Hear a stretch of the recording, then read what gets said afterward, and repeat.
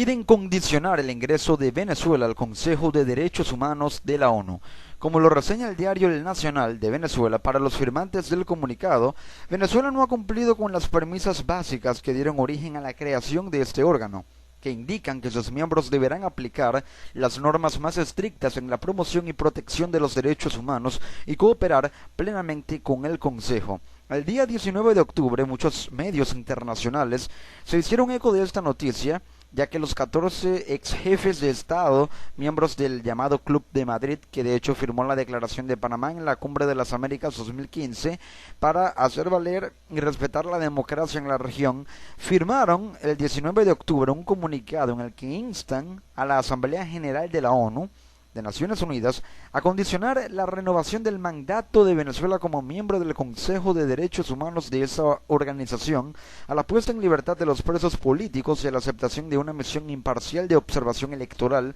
para las elecciones legislativas del 6 de diciembre. La situación es muy simple. Hay una, condición, un proceso de condicionamiento en el cual a Venezuela se le está, valga la redundancia, condicionando y dictando una serie de medidas que debe cumplir para poder ingresar al Consejo de Derechos Humanos de la ONU. Y es que esas medidas son,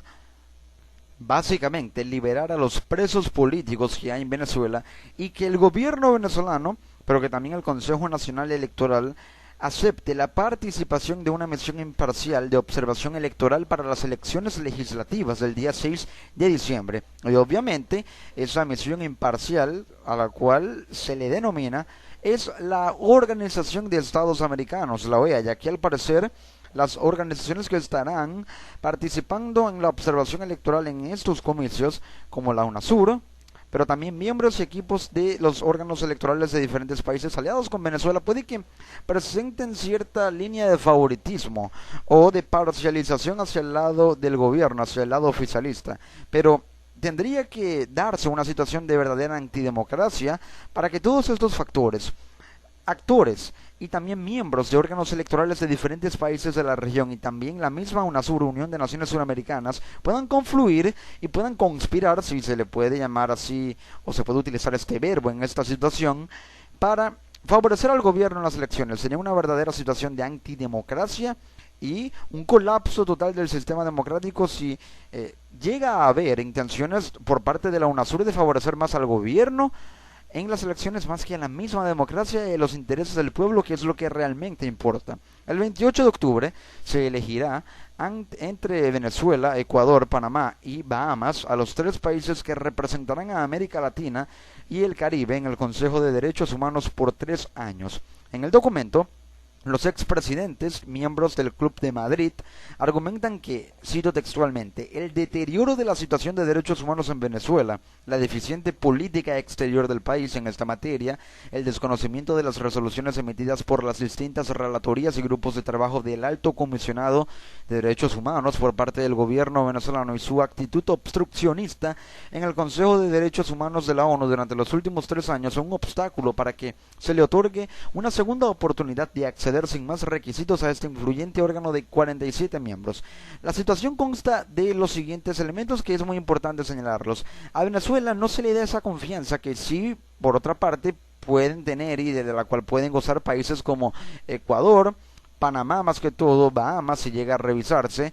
de ser un país que respeta y vela por los derechos humanos. Venezuela ha perdido popularidad en cuanto a este asunto, pero más que popularidad ha perdido confianza y también voluntad política de favorecer los intereses venezolanos en materia de derechos humanos que van, o están incrustados, por así decirlo, en la opinión del pueblo, en la matriz de opinión pública, pero al parecer no en la voluntad política del gobierno. Lo que sucede es que Venezuela ha presentado una política exterior debilitada en cuanto al tema de derechos humanos, porque no se ha pronunciado con respecto a situaciones de violaciones de derechos humanos en las cuales se han registrado estas violaciones flagrantes a derechos humanos de mismos venezolanos cuando ocurrieron las protestas antigubernamentales del 2014, de febrero del 2014, y también situaciones en las que ha habido muchos casos que han quedado impunes, originarios o procedentes de estos disturbios y protestas del 2014 en contra del gobierno venezolano por parte del pueblo, del mismo pueblo venezolano. Es decir, a partir de este momento se generó un punto de inflexión en el cual, o a través del cual la comunidad internacional empezó a utilizarlo como elemento o herramienta para empezar a desconfiar de Venezuela, porque se empezaron a dar cuenta de que algo extraño estaba ocurriendo en cuanto a materia de derechos humanos en Venezuela. Un tema que, si bien pasa más que todo por una consideración ética, una introspección moral, un análisis muy humano de la situación, muy ético, también tiene que ser politizado, es decir, no politizado para hacer populismo ni proselitismo político, sino politizado para poder resolver los problemas que acarrea esta materia, la materia de derechos humanos, a través de la implementación de políticas que puedan también, junto con una legislación efectiva, permitir que haya verdadera protección a los derechos humanos en cualquier país del mundo, no solamente en Venezuela. Para los firmantes del comunicado, Venezuela no ha cumplido con las premisas básicas que dieron origen a la creación de este órgano. Es decir, básicamente, el Club de Madrid dice que Venezuela no respeta los derechos humanos, o mejor dicho, el gobierno venezolano. El comunicado recoge el inventario de por lo menos 12 solicitudes que han hecho diversas instancias de la ONU para realizar visitas al país que no se producen desde hace casi 2 décadas, es decir, desde hace casi 20 años. Es decir, casi 20 años que Venezuela no tiene una relación realmente fructífera con el Consejo de Derechos Humanos de la ONU. El documento también señala que Venezuela se ha opuesto a acciones que promuevan la protección de los derechos humanos en otros países. Destacan que desde el Consejo de Seguridad de la ONU demoró e incluso Venezuela bloqueó acciones para proteger derechos humanos en Siria y Sudán del Sur, y como miembro del Consejo de Derechos Humanos votó en contra de todas las resoluciones que alertaban sobre abusos cometidos por gobiernos como los de Corea del Norte, Siria, Irán, Sri Lanka, Bielorrusia y Ucrania. ¿Pero por qué sucede esto? Más que todo con Siria e Irán, que son aliados internacionales de Venezuela. Puede que para de alguna u otra forma favorecer a la línea política de los gobiernos tanto sirio como iraní respectivamente, al no votar en contra de resoluciones que podían poner en aprietos a las administraciones de esos países, porque significaba o podría significar, pudo haber significado sanciones por parte del Consejo de Seguridad, sanciones diplomáticas, sanciones financieras, sanciones de, geoposicionamiento. Y cuando hablo de geoposicionamiento me refiero a la posición e influencia geopolítica que tienen países como Siria e Irán en un bloque tan importante o una instancia tan importante como lo es el Consejo de Seguridad de las Naciones Unidas. La carta está firmada por los chilenos Eduardo Frei, Ricardo Lagos, Sebastián Piñera, también los uruguayos José María Sanguinetti, Luis Alberto Lacalle, los colombianos César Gaviria y Andrés Pastrana, la costarricense Laura Chinchilla, el brasileño Fernando Enrique Cardoso, el español Felipe González, el peruano Alejandro Toledo, el ecuatoriano Osvaldo Hurtado y el boliviano Jorge Quiroga, también junto al mexicano Vicente Fox, todos expresidentes de esos países, Uruguay, Chile, Colombia, México, Ecuador, de varios países, los más importantes de Latinoamérica, prácticamente toda Latinoamérica. Entonces hay un pronunciamiento prácticamente de Latinoamérica entera, o de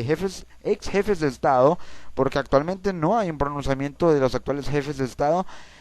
con respecto a este tema. Sí, de aquellos que de alguna u otra forma nunca se las llevaron del todo bien diplomáticamente con la administración pasada de Hugo Chávez en Venezuela, pero eso es otro tema. La cuestión es que el mundo, la comunidad internacional parece estar desconfiando de Venezuela en cuanto a su capacidad o con respecto a su capacidad para proteger los derechos humanos. Pero aquí surge la pregunta acerca de si realmente el gobierno venezolano tiene la capacidad para proteger derechos humanos o para velar por los derechos humanos en su país, pero también para llevar un ejemplo que debería tener al resto del mundo, hacia el resto del mundo, y a través de organismos multilaterales como el Consejo de Seguridad de la ONU. ¿Qué debería hacer entonces la ONU, la comunidad internacional, para que Venezuela pueda reformarse en cuanto al tema de los derechos humanos y pueda también recuperar la confianza que perdió o que ha estado perdiendo progresivamente en cuanto a su capacidad para velar por los derechos humanos? Aquí tendría que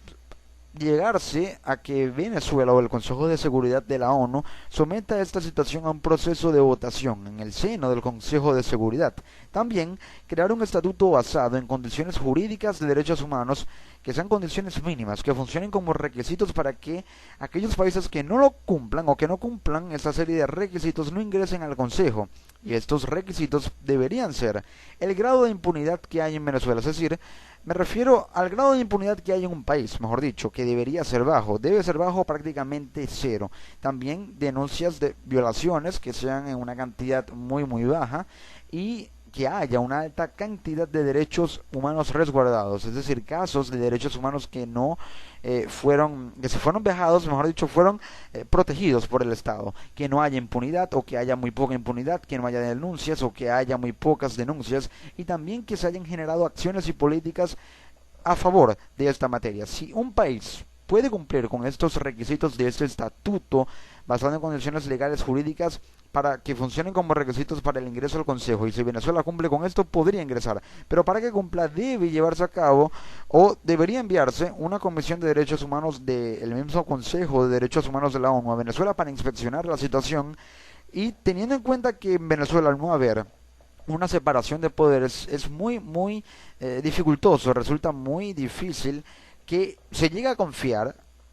de que, o con respecto a la situación de que en Venezuela no haya impunidad. Una situación muy difícil que debe ser examinada, y una vez que sea examinada, ya el Consejo de Seguridad a través de este proceso de votación podría deliberar a favor de ingresar o de hacer que Venezuela ingrese al Consejo o en contra de ello. Todo dependerá de si Venezuela cumple con estos requisitos que no solamente Venezuela debería tener, sino muchos países del mundo, porque los derechos humanos son un tema tan delicado que si llega a ser tocados, llegan a ser vejados los derechos humanos de una persona, la comunidad internacional se activaría porque es la premisa fundamental para el cumplimiento de ese a veces tan utópico, pero a veces también muy realista estado del bienestar en toda república y democracia del mundo.